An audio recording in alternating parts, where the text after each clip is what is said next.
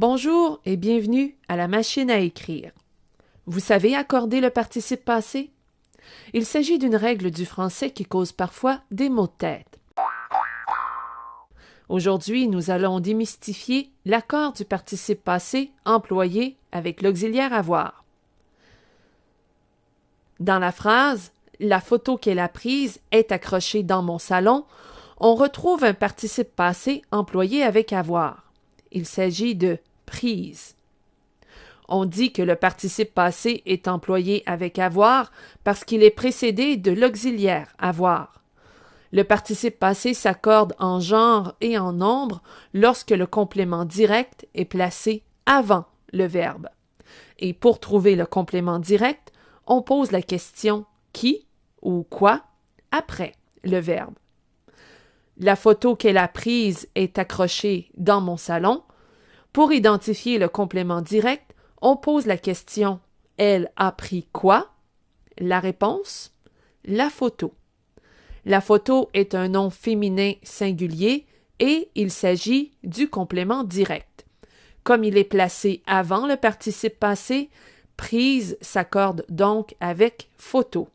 Il prend la marque du féminin singulier. Un autre exemple.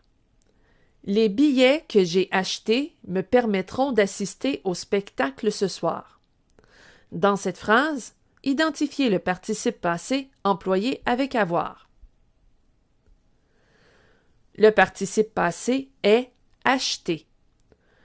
Pour trouver le complément direct, on pose la question « J'ai acheté quoi ?»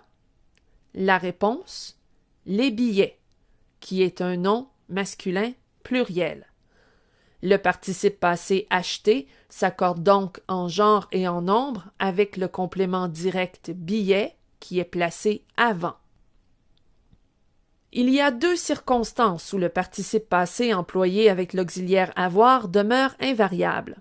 Lorsque le complément direct est placé après le verbe et lorsque le verbe n'a pas de complément direct. Par exemple, j'ai préparé cette tourtière avec ma sœur. Posons la question. J'ai préparé quoi? La réponse? Tourtière. Tourtière est le complément direct placé après le verbe. Le participe passé préparé est donc invariable. Dans la phrase, je vous ai parlé de cette affaire parce qu'elle nous intéresse. Le participe passé dans cette phrase est parler et il n'y a pas de complément direct. On ne peut pas poser la question j'ai parlé qui ou j'ai parlé quoi. Le participe passé parler demeure donc invariable. Dans la phrase suivante, identifiez le participe passé employé avec avoir. J'ai assisté à cet événement pour acquérir de nouvelles connaissances. Dans cette phrase, le participe passé est assister. Est-ce qu'il y a un complément direct? Il n'y a pas de complément direct parce qu'on ne peut pas poser la question qui ou quoi. Le participe passé est donc invariable. À votre tour, dans les phrases suivantes, accordez les participes passés s'il y a lieu. Geneviève et Marie ont dansé toute la soirée. Comment écrivez-vous danser? On pose la question. Ont dansé quoi? Il n'y a pas de complément direct. Le participe passé danser demeure donc invariable. La bonne réponse est A, danser. Dans la phrase, les chats que j'ai vus sont très mignons. Comment écrivez-vous vu? On pose la question. J'ai vu quoi? La réponse? Les chats. Les chats est masculin pluriel. Le complément direct est placé avant le participe passé. Vu prend donc la marque du masculin pluriel. La bonne réponse est C, U, S. Récapitulons. Le participe passé employé avec avoir s'accorde en genre et en nombre lorsque le complément direct est placé avant.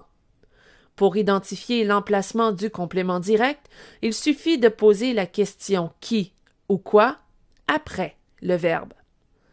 Le participe passé employé avec avoir demeure invariable si le complément direct est placé après le verbe ou si le verbe n'a pas de complément direct.